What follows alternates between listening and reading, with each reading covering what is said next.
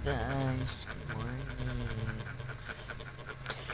Ah, ito po ang inyong lingkod.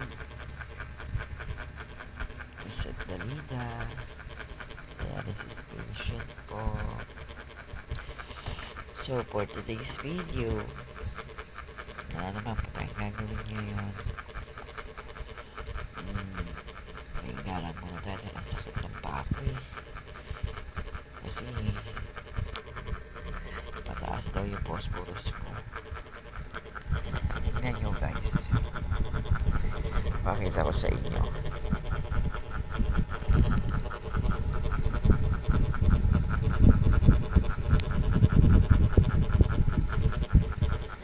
Ano ba ito? Ibak.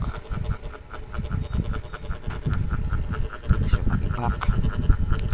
Harap ko na lang sa inyo guys.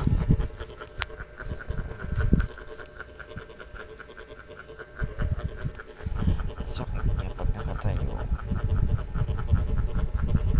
By the way guys, dalawa nga pala kaming dialysis patient. Anak kong panganay.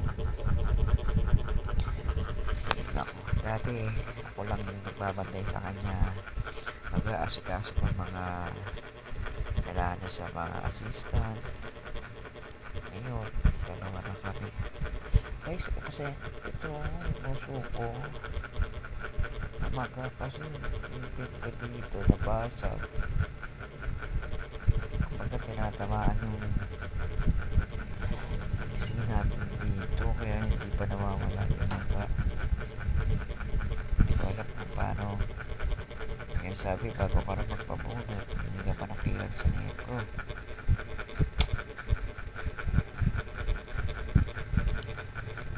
Ay, nako.